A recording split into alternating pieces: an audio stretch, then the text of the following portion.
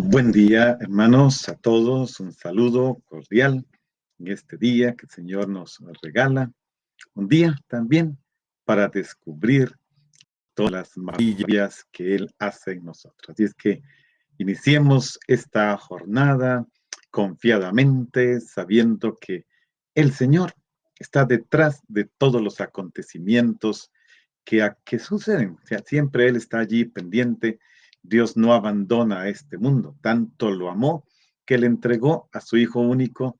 Por eso podemos estar confiados en que los acontecimientos, aun cuando no los podamos entender en el momento, tendrán en su momento una explicación.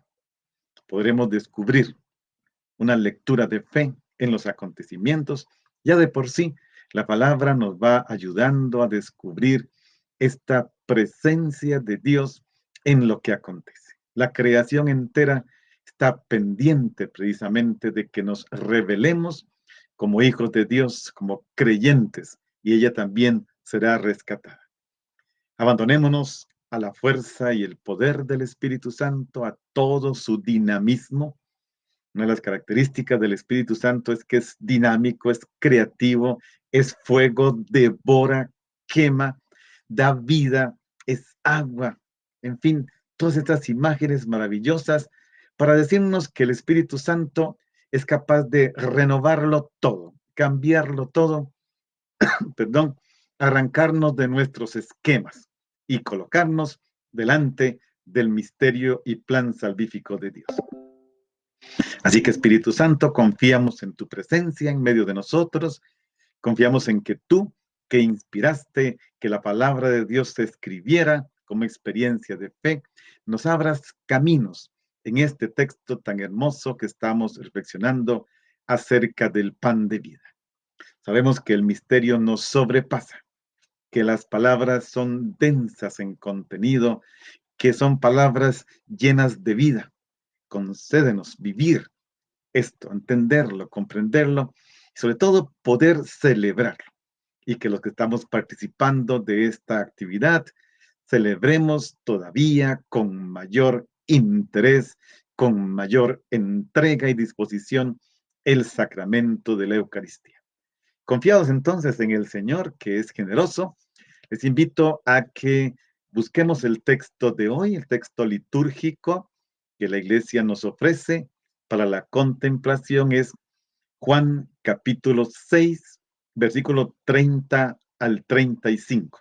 Repito, Juan 6, del 30 al 35, y continuamos la lectura del capítulo 6.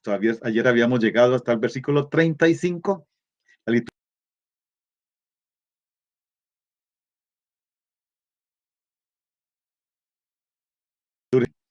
es un texto muy amplio, muy hermoso. Es un texto, el de hoy tiene particularmente expresiones de salvación bellísimas. Sobre todo al final del texto de hoy, vamos a disfrutar en qué consiste esta salvación, qué abarca esta salvación, a quiénes abarca esta salvación. Así es que les invito, busquen en sus Biblias para que vayan allí marcando, haciendo anotaciones, o si no, pues también pueden hacerlo en algunas hojas. Les cuento como experiencia un amigo sacerdote de mi parroquia natal que murió muy joven, el padre Maynor. Tenía su Biblia, en aquel momento era la Biblia de Jerusalén la más conocida y la que más se usaba en aquel momento, y la tenía forrada de anotaciones y de hojas intermedias. Se había hecho el doble de gruesa. Pero eso que significaba que había tocado la palabra de Dios, había intentado. Así que también eso, vayamos colocando por allí anotaciones que nos ayuden en otro momento a entender el texto.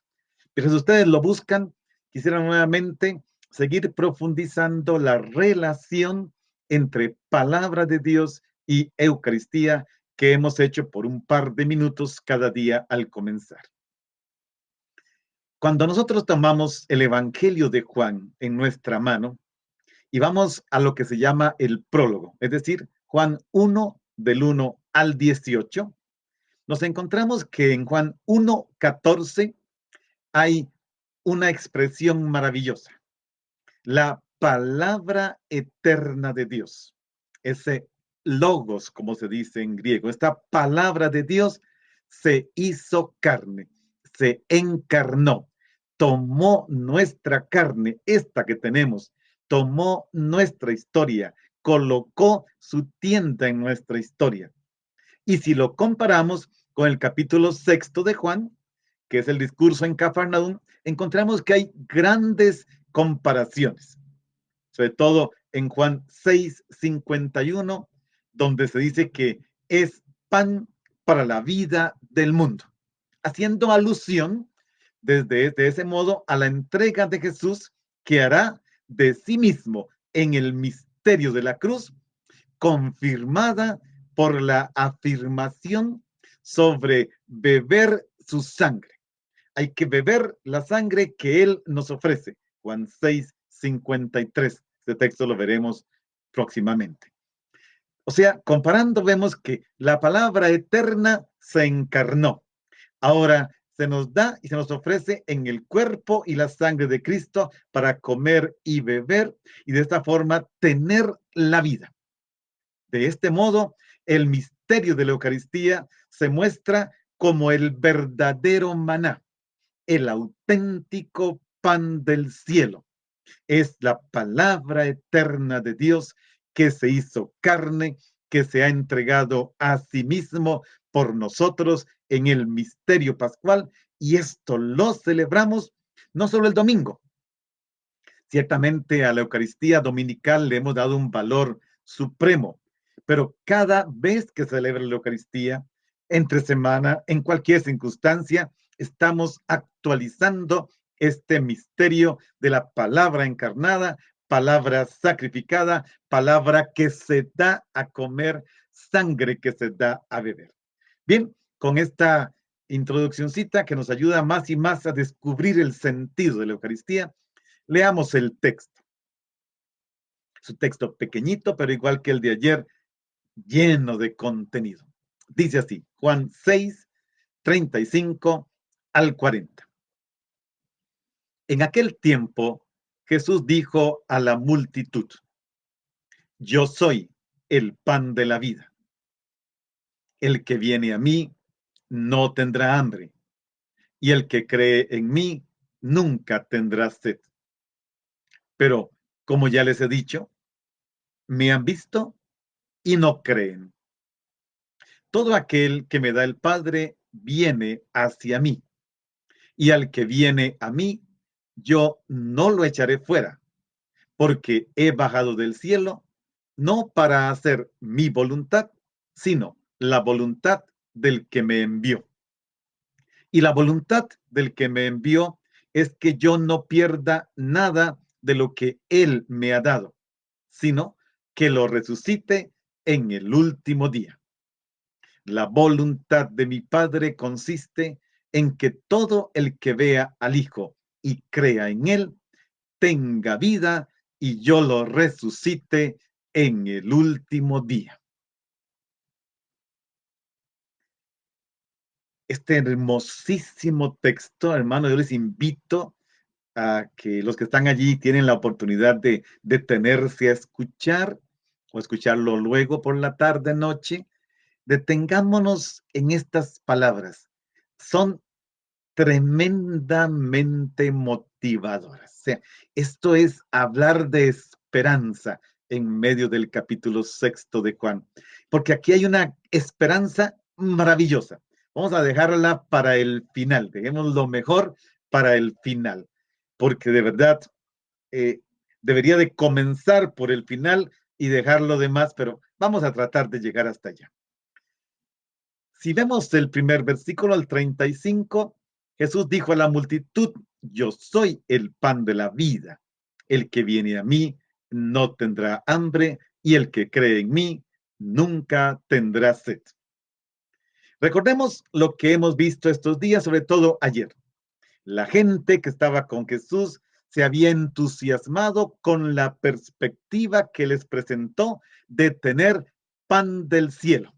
Este es el que Jesús hablaba y que da vida para siempre. Lo vimos en el versículo 33 ayer. Y la gente le dice, como la samaritana le había dicho a Jesús, Señor, danos siempre de este pan. Ella había dicho, Señor, dame de esa agua. Pero habíamos analizado también que pensaban que Jesús estuviese hablando de un pan especial. Por eso la forma como piden el pan es interesada. Aunque suena muy linda, pero es interesada. Danos siempre de ese pan del que Jesús está hablando. Todavía no han entendido que, porque Jesús ahora lo va a comenzar a decir, que el pan es Él. Ya aquí lo dice por primera vez, o sea, más remarcadamente en el versículo 35. En Juan 6, 35, 6, 41, 48, 50, 51, no solo se habla explícitamente de que Jesús es el pan de vida, sino también de la acción trinitaria en el amor a los seres humanos. Jesús ha insistido hasta ahora, busquen el alimento que perdura, que es el que da vida eterna. Ese alimento lo dará aquel que el Padre ha enviado. Y para alcanzarlo hay que creer que Jesús es el enviado. Y en cuanto enviado del Padre y alimento espiritual que se nos da, es Él, el mismo que se ofrece.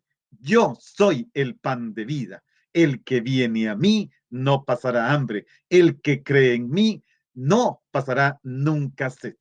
Él es el pan verdadero que está dando la vida al mundo. Es Él mismo. Dado que ayer habíamos hablado suficiente sobre lo que es el pan de forma general en cuanto a alimento, vamos a dejarlo allí y voy a dedicarle un buen momento de atención a estas dos palabras, que en Juan son tremendamente significativas. Estas yo soy. Y aquí en 6:35 aparece por primera vez esta forma de expresarse Jesús del yo soy, con todo lo que este yo soy significa. Les adelanto con un ejemplo. Cuando a Jesús en el Evangelio de Juan lo van a arrestar, llega Judas con toda una cohorte, o sea, casi 500 personas, según Juan, y Jesús dice, ¿a quién buscan? Le dicen a Jesús, él dice, yo soy. Y Juan agrega que cuando dijo, yo soy, toda la cohorte cayó de bruces. Eso para que vayamos captando estas dos palabras de Jesús. Con solo que le dijo, yo soy, todos los que venían a buscarlo cayeron de bruces, dice Juan. Y este yo soy va a aparecer 7 veces con predicados. 7 veces Jesús habla de sí mismo en sentido figurado o en forma de alegoría. Algunos son figurativos, otros son alegoría. Veamos de forma general estos 7. En 6:35, que es el versículo de hoy, dice, yo soy el pan de vida. En 8:12 dice, yo soy la luz del mundo. En 10:7 dice, yo soy la puerta. Este es el texto del próximo domingo. En 10:11, yo soy el buen pastor. En 11:25, yo soy la resurrección y la vida, le dice a Marta. En 14:6, yo soy el camino, yo soy la verdad y la vida. Y en 15:1, yo soy la vid verdadera. Son estos 7 yo soy con predicado, que van diciendo algo de Jesús. Naturalmente que este yo soy se identifica con aquel que Moisés escuchó cuando estaba delante de la zarza ardiendo en el libro del Éxodo. Yo soy el que soy. Ahora bien, que sean 7 los yo soy con predicado, hay más yo soy en Juan, pero que tienen un predicado que indica algo de la identidad de Jesús, no es casualidad, porque aunque el número 7 puede ser un número casual, en Juan muchas veces encontramos el 7. De hecho, en este capítulo 6 que estamos analizando, yo no hice esto, porque vean que no nos da tiempo de avanzar mucho, aparecen varias expresiones que se repiten 7 veces. Pero para no complicar y no extenderlo más, no lo hice. En todo caso, el número 7 es un número de perfección y por lo tanto podría haber estado influenciado el autor del Evangelio por esta mentalidad hebrea o semita de la perfección en el número 7. Además, recordemos, hay solo 7 signos. Jesús hace una primera semana de 7 días, etcétera, etcétera. En Juan hay un montón de actividades que van con el número 7. Ahora bien, Jesús precisa que de qué forma se manifiesta como Salvador. Dijimos Salvador del mundo. Él se presenta en este caso, en 6:35, como pan de vida. Es el alimento que puede dar la vida eterna a todos los que están sometidos a la muerte. Es decir, todos nosotros. En el Antiguo Testamento, como les decía, se encuentra la expresión en el Éxodo y es la que utiliza Dios para revelar su nombre a Moisés, que le dice, si me preguntan quién te envía, ¿qué les digo? Él le dice, le dirás, yo soy el que soy.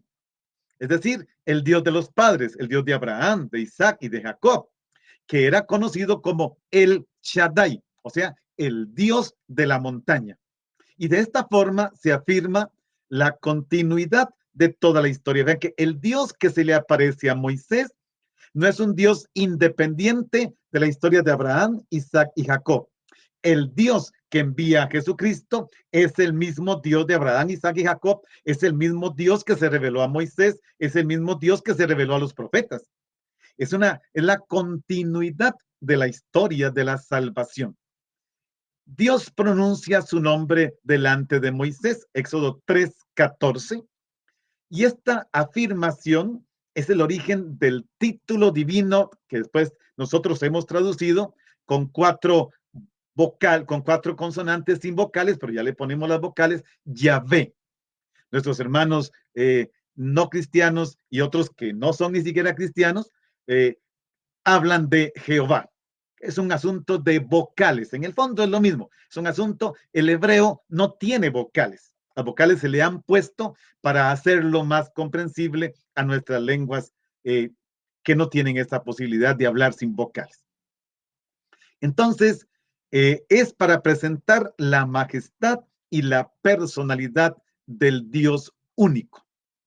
El verbo ser, yo soy, el verbo ser en primera persona singular, dicho en tiempo presente, soy, hay que entenderlo en sentido estricto. Indica alguien, en este caso, en cuanto que no tiene ni principio ni fin. Yo soy el que soy, es una expresión para comunicar el que es sin principio, el que es sin fin. Toda esta realidad que está allí. Por lo tanto, al decir Jesús, yo soy, se coloca al mismo nivel de Dios, del que esperaban para el futuro y ya en medio de ellos. Yo soy el que está. Hay un detalle muy lindo, siempre me gusta decirlo, aunque esto nos alargue el asunto. La expresión yo soy el que soy, que de por sí es difícil de entender, a menos que la entendamos como ese, yo soy el existente sin principio ni fin, también en el contexto que se le dijo a Moisés de la liberación del pueblo de Israel de Egipto hacia la tierra prometida, Martin Buber, un biblista, un hombre sensacional, maravilloso, un alemán, hizo una traducción bellísima de la Biblia que yo tengo ahí atrás en alemán. Él dice, yo soy el que soy, también se puede leer como yo soy el que estaré siempre ahí donde tú estarás. ¿Y esto por qué? Porque recordemos que el pueblo de Israel en ese momento es un pueblo nómada, que viven en lo que hoy llamamos nosotros tiendas de campaña y que tenían, por ser nómada, que colocar su tienda, esperar que los pastos se acabasen, levantar su tienda, avanzar a otro territorio donde hubiera pasto para sus animales, volvían a colocar su tienda. Y Jesús y Dios también tenía su propia tienda. Luego se llamó la tienda del encuentro. Cuando leemos en Juan 1:14, y el verbo de Dios se hizo carne y puso su tienda entre nosotros, aquí habría que hablarlo de así. ¿Qué es eso? Jesús sigue como si el pueblo fuera nómada y encarnado coloca su tienda en medio de nosotros para que donde nosotros estemos, siempre esté Él. Y esta experiencia bíblica hay que recuperarla. Este tiempo de pandemia nos está ayudando a entenderlo, porque estamos muy acostumbrados, y esto no es que estoy criticando, ni que esté mal, a que normalmente los cristianos católicos entendemos que Dios está presente de forma particular en el misterio de la Eucaristía, por eso vamos a la adoración. Con la experiencia de pandemia estamos dándonos cuenta que Dios está siempre ahí donde yo estoy, aun cuando no tenga la experiencia de colocarme delante de Él para adorarlo en el sacramento de la Eucaristía. Es esto, Él se coloca en medio de nosotros y camina donde nosotros caminamos y está siempre allí donde estaremos. Por lo tanto, es la revelación del nombre de Dios, yo soy el que soy. Y de esa forma Dios definió esencialmente, o se autodefinió todavía mejor, por el hecho de estar presente en medio de su pueblo. Con esta definición que Jesús da de sí mismo, yo soy, está diciendo que Dios está presente en él, en función de la salvación, de la vida eterna, de la resurrección de todos los seres humanos.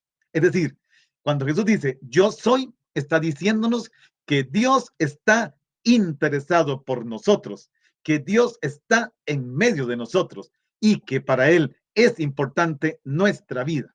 Si cambiamos de evangelio, Mateo dice en el capítulo 1, si no me equivoco, versículo 29, es el Emmanuel, el Dios con nosotros. Juan lo dice con estos yo soy.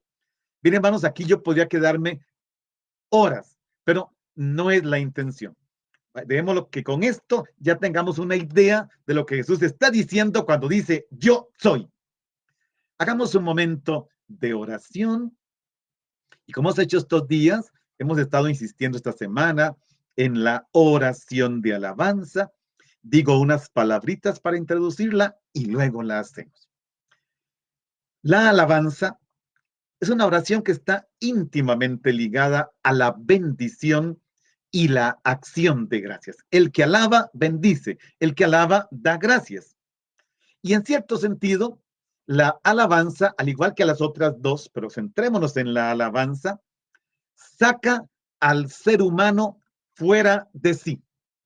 Ahí decíamos, en estos días, es orientar la mirada hacia el tú de Dios. Es abandonarme a mí mismo como centro. Mis necesidades no son el centro, sino que me saca de mí mismo. Hay una palabra muy hermosa en griego que luego utilizamos también en el ámbito de la oración, que es la palabra éxtasis. Esta palabra éxtasis viene del griego ex, significa fuera o de, y taxis significa orden. El que está extasiado está fuera de lugar, está fuera de orden, está fuera de sí mismo. Eso es estar en éxtasis, estar fuera de sí, porque salgo de mí, salimos de sí para orientar todo nuestro ser a Dios mismo. Y esto es maravilloso. En un espacio inmenso donde resuena la palabra incontenible de júbilo por la grandeza de Dios y la generosidad de sus dones. Yo salgo de mí mismo y prorrumpo en una alabanza al Dios que todo lo da, es decir, al Dios creador. Por eso, nada ni nadie puede resistir a una persona que entendió y vive la alabanza. Es intocable, es impredecible. Nadie puede saber hacia dónde va a ir. En esta persona irrumpió Dios de forma particular. Qué linda que es la oración de alabanza. Ahora sí, hagamos un momento de oración. Jesús, te alabo porque mientras estuviste entre nosotros, te revelaste utilizando la expresión yo soy. Y la comunidad comprendió que eras el verdadero Hijo de Dios. Y te mostraste como el único capaz de llenar la verdadera hambre del ser humano. Tú eres el pan de vida. Te alabo, Jesús, porque con la fórmula yo soy el pan de vida, proclamaste que tú eres el pan. Con yo soy la vid, que por mediación tuya estamos unidos al Padre para así dar fruto. Con yo soy el buen pastor, como el que guía al ser humano a verdes pastos, el pastor que guía a sus ovejas. Con yo soy el camino, la verdad y la vida, te autopresentaste como el verdadero camino, la verdad que nos libra del error y la vida que se nos da en abundancia. Con yo soy la resurrección y la vida, como el que realmente, habiendo resucitado, nos devuelve la vida. Te alabo, Jesús, porque en tu persona está la nueva y definitiva presencia poderosa en medio de nosotros, activa en medio de nosotros. Dios está con nosotros. Y esta presencia dirigida a ser protección y guía, a ser comunión personal de vida. Tú, Jesús, no quieres darnos solamente pan, sino también la eterna comunión personal de vida con Dios tu Padre. Por eso te alabo, Jesús.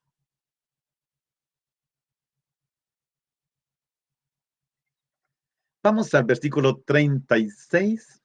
Dice Jesús, pero como ya les he dicho, me han visto y no creen. Ahora Jesús se dirige a sus interlocutores diciéndoles que no tienen una buena disposición para creer incondicionalmente en Él. Naturalmente, el autor del Evangelio da por supuesto que el milagro podría haber sido visto como señal y que en su visibilidad contenía una primera y clara referencia a Jesús mismo. Ya que Jesús también se lo dijo, no vieron el signo, solo vieron pan para comerse hasta saciarse. La visión debería haber culminado en el creer y entonces se hubiera convertido en una visión creyente que contempla a Jesús como la revelación de Dios, pero no se dio. Me han visto y no creen, insiste Jesús. Pero como no se dio este paso de la visión al creer, el hecho de haber visto se transforma en un punto ahora de acusación por parte de Jesús de incredulidad. Me ven y no creen. Llama la atención en las palabras de Jesús, ahora en su primera presentación como pan, versículo 34 al 40, que no aparecen, no sé si han puesto cuidado, ninguno de los verbos que indican la acción de comer. Todavía no. Va a ser del versículo 45 en adelante, eso lo veremos mañana, si Dios quiere, y va a ser impresionantemente bello. No se habla de comer el pan. Él dice, yo soy el pan, pero todavía no invita a comer, no sale ningún verbo que tenga que ver con comer, sino dos verbos, venir y creer. Y curiosamente están en la forma gramatical en participio presente, es decir, se trata de venir y estar viniendo, creer y estar creyendo. La imagen que nos dan es de continuidad, es de constancia. Hay que estar viniendo, hay que estar creyendo en Jesús. Ver y creer son verbos claves en el Evangelio de Juan. Ver significa e implica el creer. ¿Recuerdan al discípulo amado en capítulo 21? Capítulo 20, fue vio y creyó. Ver significa creer en el Hijo enviado del Padre. Y con esta forma de fe, el creyente ya comienza a poseer la vida eterna. En Juan, la salvación del mundo se cumple en su primera venida, en la encarnación, y con la resurrección, dejándose elevar en la cruz, nos muestra que el último día será complemento de este misterio de la salvación. La encarnación y la elevación en la cruz nos muestran cómo Dios da vida eterna al ser humano. Pero avancemos al versículo 37-38. Aquí, es que quiero llegar aquí porque esto, yo quisiera que se nos clave no solo en la mente, que se nos clave en el corazón. Si hasta ahora la palabra que hemos analizado, ya estamos en la sexta semana de esta formación, nos había tocado, esto de hoy podría ser el punto culminante. Aunque no es culminante porque mañana hay algo mejor y el viernes hay algo mejor y el otro lunes hay algo mejor. O sea, pero punto culminante de estas 6 semanas. Vean qué lindo lo que dice aquí. Todo aquel que me da el Padre viene, verbo venir, viene hacia mí, y al que viene a mí, yo no lo echaré fuera. Esta frase hay que meditarla. Versículo 38. Porque he bajado del cielo no para hacer mi voluntad, sino la voluntad del que me envió. A ver si puedo, hermanos, ustedes tienen que rezar mucho por mí para que yo pueda seguir. A ver si puedo, tengo la fuerza espiritual para comunicar el poder atómico de este versículo 37 y de otro más que viene más abajo. Las palabras de Jesús sobre el que viene hacia él hacen eco de la invitación de Dios a participar de los bienes del banquete de la alianza, según el profeta Isaías 55:1-3, donde inclusive invita a comer y beber de balde. Es un texto muy bonito, Isaías 55 del 1 al 3. Jesús dice, no rechaza a los que vienen a él, sino que les da vida eterna. Todo aquel que me da el Padre viene hacia mí, y al que viene a mí, yo no lo echaré fuera. La misión de Jesús precisamente es buscar y salvar lo que estaba perdido, como dice Lucas 19:27. Y para que se encuentre esto, y para dar la salvación, y para dar la vida eterna, en el encuentro de Jesús con la samaritana, ya Juan nos había indicado de qué se trataba. Recuerden Juan 1 al 42, este capítulo, Juan 4, del 1 al 42, este capítulo tan largo y bellísimo de Juan. Jesús llega al pozo de Jacob, es mediodía, llega y se sienta en el brocal del pozo, se acercó completamente al pozo, llega una mujer del pueblo de Samaria, ¿y qué hace Jesús? No la rechaza. Recordemos que ella le dice, tú, siendo judío, me pides a mí, una mujer samaritana. Ella intenta rechazarlo, Jesús no la rechaza. Jesús comienza con ella un diálogo, con esa mujer que viene al pozo para buscar el agua que sacia la sed común y corriente. ¿Y qué hace allí? Esta mujer encuentra el hombre profeta, el hombre Mesías, que le promete un agua que da vida eterna. Entonces, Jesús, al que viene a él no lo rechaza. Y vean qué bonito, porque aquí Jesús estaría diciendo, si comparamos el capítulo 4 con el 6, que aquella mujer que viene al pozo es una mujer que Dios Padre quiere que venga a él. Y él interpreta, según su misión, que esta mujer que viene a mí, aunque sea del pueblo enemigo, aunque sea del pueblo hereje, a ella también le tengo que ofrecer vida eterna. ofreciéndole a ella agua. Aquí en el capítulo 6, ofreciendo a la gente que está allí el pan bajado del cielo. Entonces, tenemos en este relato la misma estructura, puesto que la gente busca el pan material.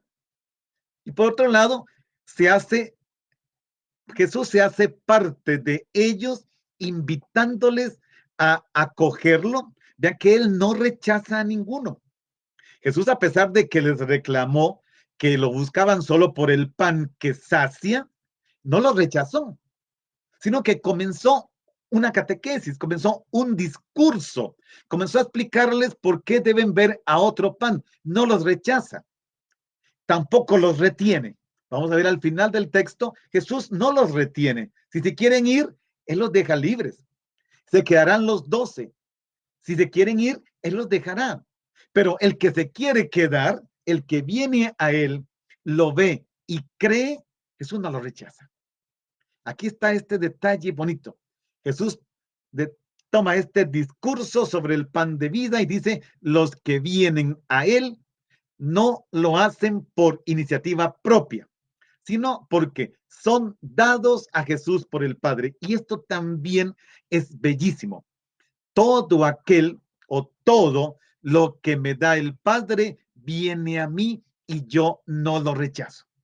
O sea, el hecho de ir a Jesús, y aquí hay que decirlo también, no es una iniciativa mía, porque nunca es mi iniciativa. Nunca hay alguien que pueda decir, yo he ido a Jesús. No, cuando yo voy hacia Jesús, me doy cuenta que Él ya venía en camino hacia mí. Es un texto muy lindo, que si uno lo ve vertical, Dios envía a su Hijo al encuentro del ser humano. El ser humano está continuamente queriendo encontrarse después del pecado, de la caída con Dios. Dios desciende en el Hijo, el ser humano asciende y en el camino intermedio se encuentran Dios que viene al hombre, el ser humano que va a Dios. Por eso Jesús es el mediador, se encuentra en medio.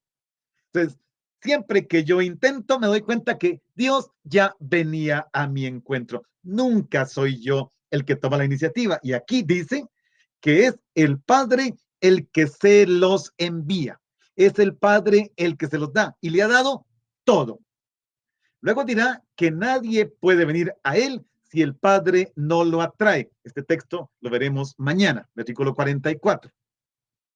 O sea, esta afirmación se repite continuamente en el Evangelio de Juan. El Padre tiene en su mano a todos los seres humanos y se los entrega a Jesús para que Jesús les dé vida eterna. Algo que se repite también en 10:29, en capítulo 17, versículos 2 y 6, versículo 11 y 24. O sea, esto se va a repetir. Aquí dice, lo que el Padre me dio, lo que Él me ha dado, y que lo hace de forma neutra, lo que el Padre me dio, que muy posiblemente en la mentalidad del autor lo pone en neutro para decir, todos, todo, y estos formarán una unidad, formarán una comunidad en torno a Cristo, la comunidad de los hijos amados de Dios. Entonces, al comienzo del movimiento de comenzar a creer, se nos dice que se trata de un ir a Jesús y que en este ir a Jesús está actuando el Padre, porque es el Padre el que da y entrega a los creyentes en manos de Jesús. Por lo tanto, también es el Padre el que los dirige. Nadie puede ir a mí si el Padre no lo atrae. El Padre no solo se los da a Jesús, sino que los orienta para que vayan donde Jesús. Versículo 37 y también 17:2. ¿Y qué hace? Esto que les decía.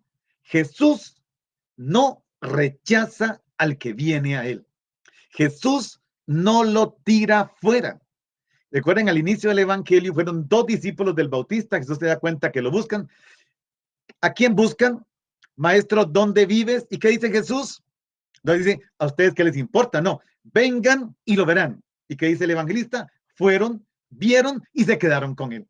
Vean que este verbo El que se acerca a Jesús no será rechazado. Nadie será rechazado. Jesús no rechaza a nadie de los que el Padre le ha dado. No puede repudiarlo ni entregarlo a la condenación eterna. Esto es imposible en la mentalidad de Dios. No se puede. Sino que, ¿qué hace Jesús? Al que viene a él, porque el Padre se lo manda, lo recibe como remitido y entregado por el Padre a fin de que lo conduzca Jesús a la salvación.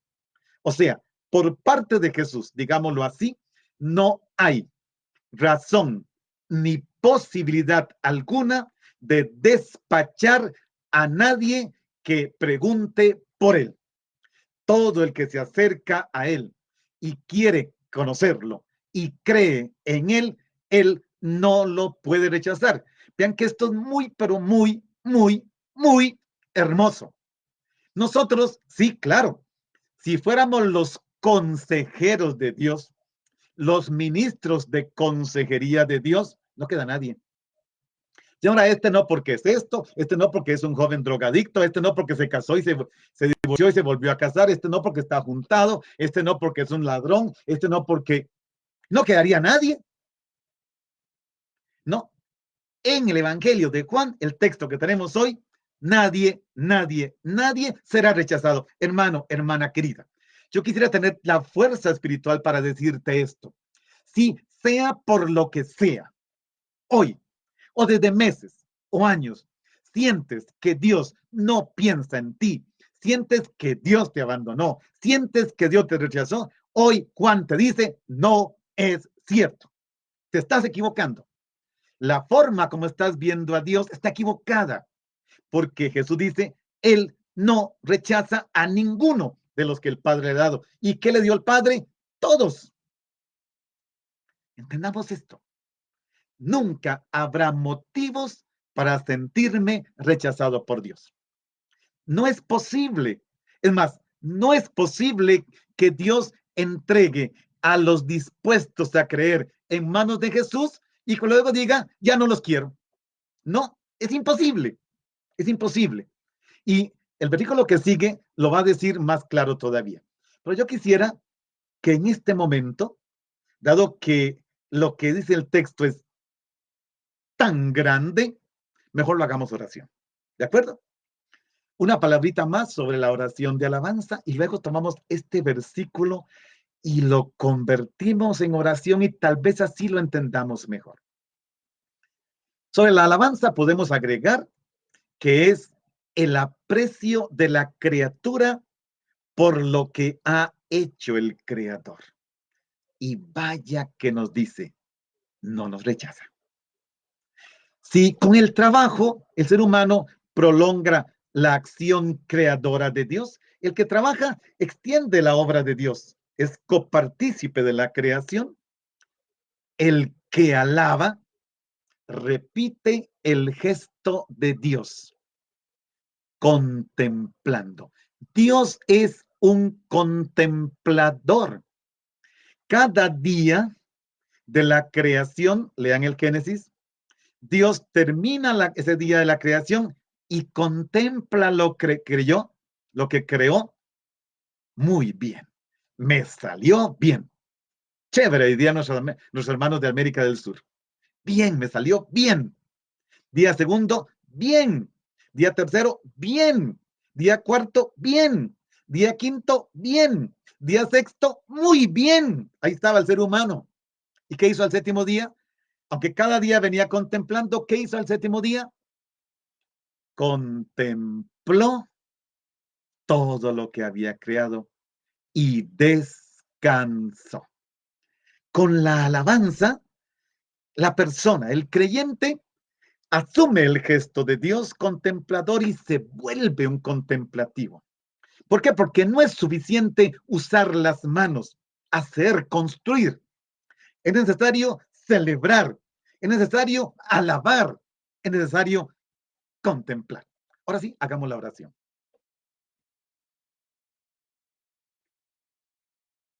Jesús, te alabo porque comer el pan del cielo es lo mismo que creer en ti. Es creer que viniste del cielo como revelación del Padre. Es aceptar el camino que enseñaste.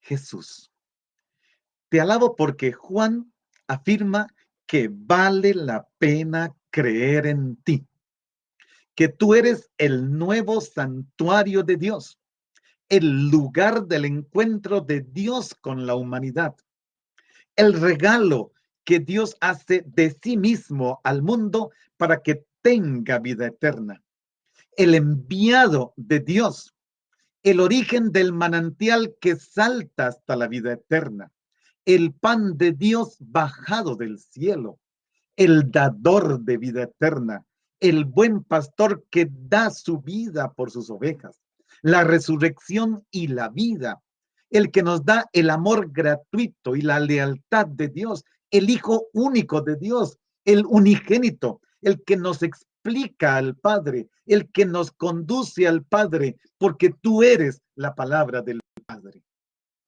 Te alabo, Jesús, porque tú eres Dios. Tú quitas el pecado del mundo y nos has trasladado de la muerte a la vida, porque nos amas y junto con el Padre pones tu morada, tu tienda, tu residencia, tu hogar en medio de nosotros, para que nada, nadie se pierda. Por eso te alabo, Jesús.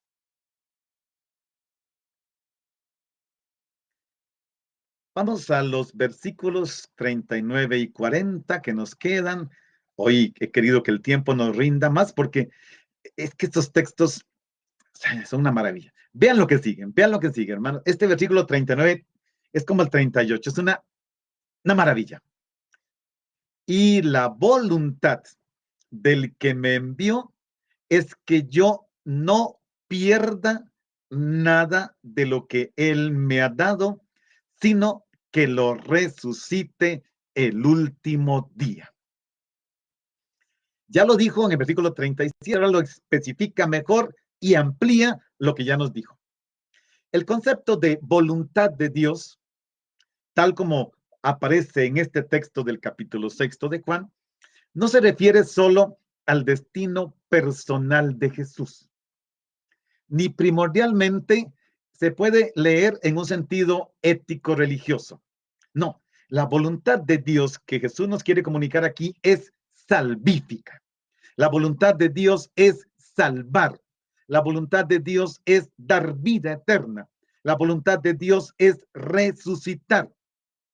O sea, este versículo tiene sentido soteriológico, es decir, salvífico. Y salvífico hasta el final de los tiempos.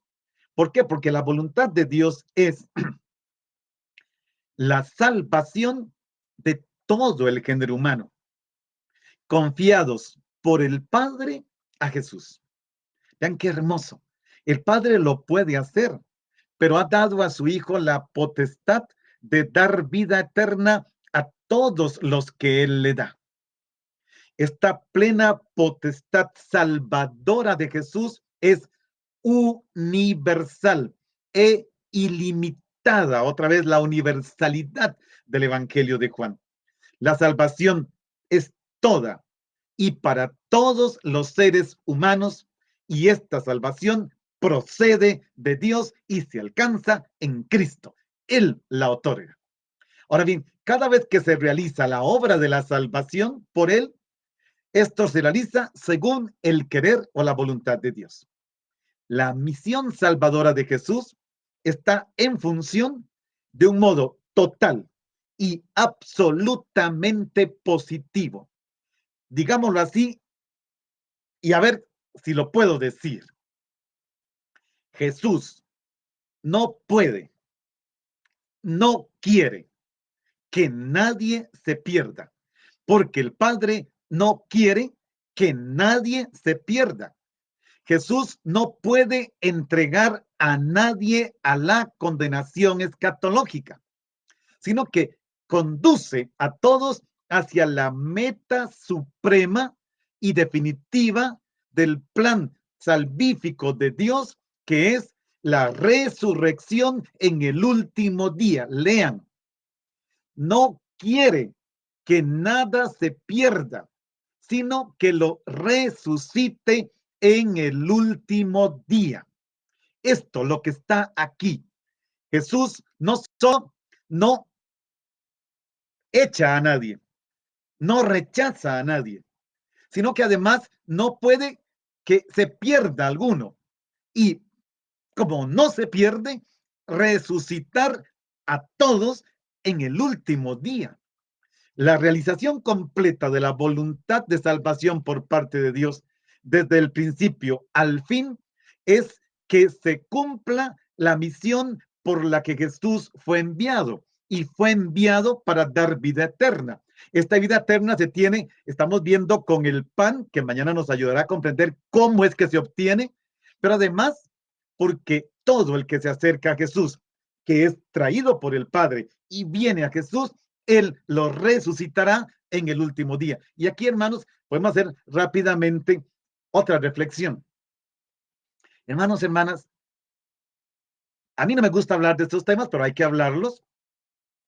Podría ser que alguno de nosotros, y claro, cuando tenemos que salir, ahora que estamos en cuarentena, y uno sale a comprar y ve esas filas y ve que algunos no respetan la distancia y ve uno que hay falta de limpieza, no en el local, sino en la gente que está comprando, si a uno le dice algo, cuídate. Y es cierto, da miedo. Claro que sí da miedo. Pero hermano, queridos, si tienes miedo a lo que pasará contigo al final de tu vida, si tienes miedo a la muerte, pero crees en Dios, en el Dios de Jesucristo, resucitarás. Resucitarás para siempre. Resucitarás. Grábatelo en tu corazón y en tu mente. Resucitarás. La meta final del ser humano no es la tumba. La tumba nuestra también quedará vacía. Es la vida resucitada. Yo que hace unos meses viví nuevamente la muerte de un ser querido, y vaya que era uno querido, mi querida abuelita Tita, cuando, cuando llegó su momento final, cuando me llamaron de que ya había llegado ese momento final, y llegué y la encontré y le abracé, y por última vez hice la señal de la cruz como sacerdote sobre su cuerpo, algo me decía, lo logró, lo tiene, ahora vive. Y encima de eso, Monseñor Vitorino al día siguiente en la misa de su funeral dice, Elena, ahora vives para Dios, vives en Dios para siempre, para siempre, para siempre. Eso es, para siempre, es para siempre. Sí, ciertamente la muerte es dramática, pero la muerte no es el final, no es tu final. Tu final es la resurrección. Y este alimento que el pueblo debe buscar para hacer la voluntad del Padre en el cielo es el pan que sustenta la vida de las personas y que les da un rumbo, los orienta a la resurrección. Y aquí comienza entonces en semilla, en germen, esta vida eterna que es más fuerte que la muerte. Y si estuviéramos dispuestos a hacer la voluntad del Padre, no tendríamos dificultad en reconocer al Padre presente en Jesús, al Padre salvando y en Cristo dando vida eterna y en Cristo resucitando. Esto tengo que esperar una parte para mañana porque los verbos de mañana nos ayudarán a comprender otros detalles que no quiero adelantar para no descontextualizarlos. El que cree en esta acción de creer, cumple la voluntad salvífica de Dios. Esta que Jesús dice que no se pierda ninguno, que yo lo resucite en el último día, porque Jesús en persona es el Salvador, el ungido de Dios, el enviado de Dios, su Hijo único, que cumple su voluntad, la del Padre en el mundo. Porque, ¿te acuerdan? Tanto amó Dios al mundo que entregó a su único Hijo para que todo el que crea en Él tenga vida eterna. Allí está. Gracias al creer, Se inicia este proceso por el que se llega a ser creyente, por el que se llega a Jesús, y no existe, en definitiva, ninguna obra humana que logre esto. No hay nada que pueda hacer. Recordemos que las obras de las que tanto hablamos no son para alcanzar la salvación. La salvación me ha sido dada gratuitamente. Las obras son para alabar, para glorificar, para bendecir, para dar gracias a Dios, y hago que en este mundo, haciendo obras de misericordia, por ejemplo, este mundo sea más hermoso. Y con esto digo, Señor, tú me salvaste a mí, quiero que esta salvación por mis manos llegue a otros. Pero yo no hago una obra para salvarme, eso es comerciar con Dios. Y aquí no se trata de eso. Ya no se trata de la opinión y del querer del ser humano. Lo que aquí se da es la obra del Padre, que quiere la salvación. Veamos el versículo 40. La voluntad de mi Padre consiste en que todo el que vea al Hijo y cree en él tenga vida eterna y yo lo resucite en el último día. Vean qué bonito, repite lo de anterior, el versículo 39, pero ahora con nuevas expresiones. Aquí se acentúa una vez más este carácter cristológico del creer. El que cree en Cristo se salva. Creer en Cristo es entrar en la salvación, pero cuidado, no es solamente creer, es decir, yo creo en Dios. Es que este creer, y es que en los próximos días nos va a confrontar seriamente. No es solamente decir creer, es que tengo que comer su cuerpo y beber su sangre, aunque el lenguaje sea duro. Creer implica comer.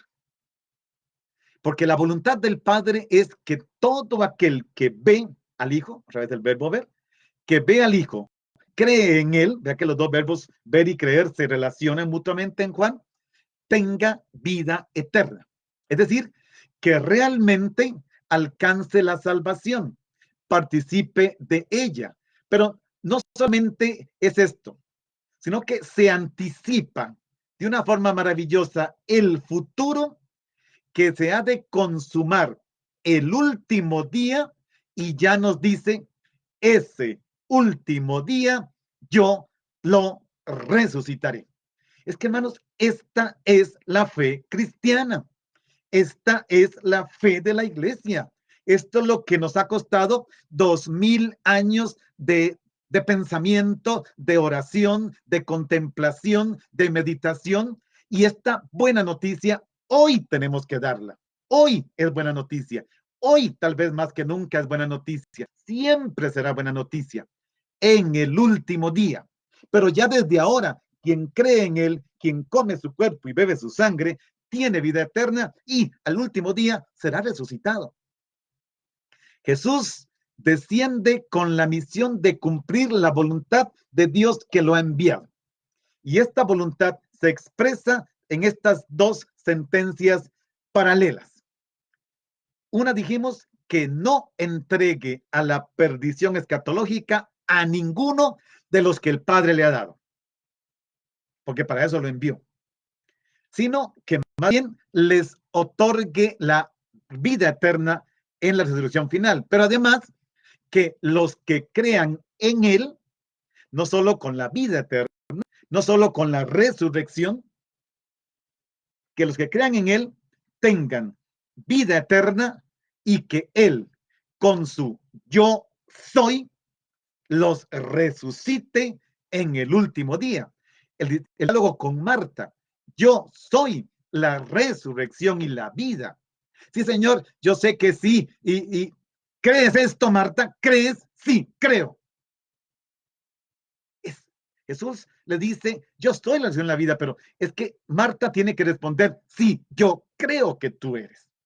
Bien, hermanos, otra palabrita más sobre la oración de alabanza y terminamos con una oración bellísima, también de alabanza. La alabanza celebra a Dios en la liturgia de los gestos ordinarios. Hay liturgia extraordinaria, maravillosa en nuestras liturgias. Pero la alabanza hace de la vida una liturgia. De aquí yo siempre hablo de la liturgia de las manos. La alabanza es felicitarse con Dios que continúa haciendo algo bueno y bello en esta creación sorprendente e inédita, que es nuestra vida de cada día. Es contemplar como Dios cada día y alabar.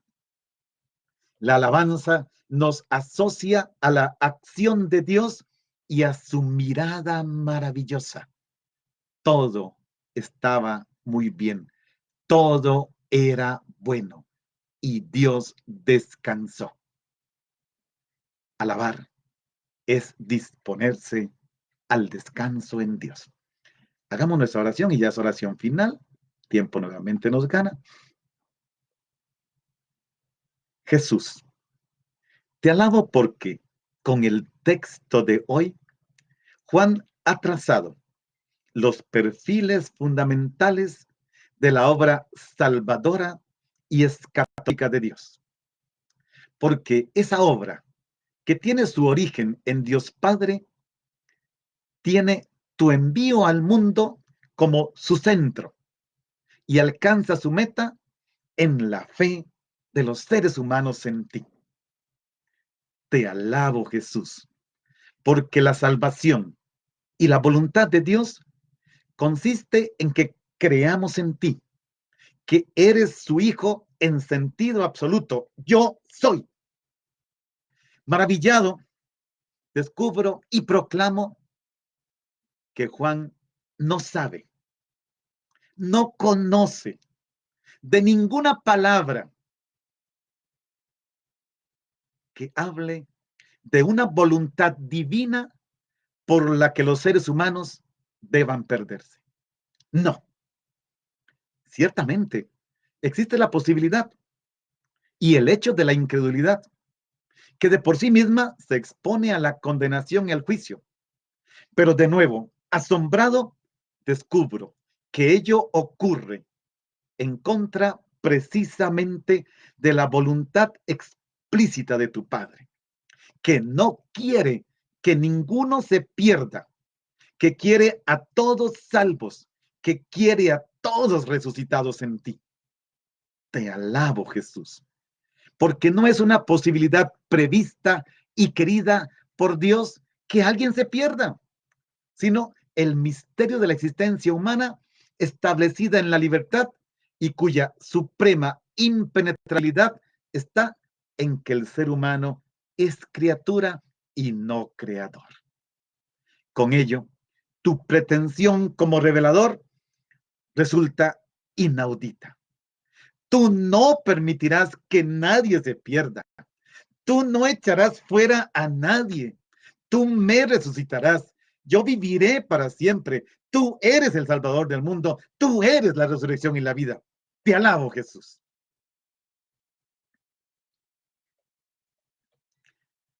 Bien, hermanos, el tiempo se acabó. Yo espero que hayamos disfrutado este texto en esta semana eucarística. Es maravillosa lo que nos está presentando el Señor. Falta, lo mejor no ha llegado. Esto es, todavía no hemos llegado al texto clave de este discurso de Jesús. Esto es, son acercamientos a cuando Jesús nos diga de qué se trata. Les invito a que sigamos creyendo, a que sigamos viviendo y a que nos veamos mañana a las 10 de la mañana.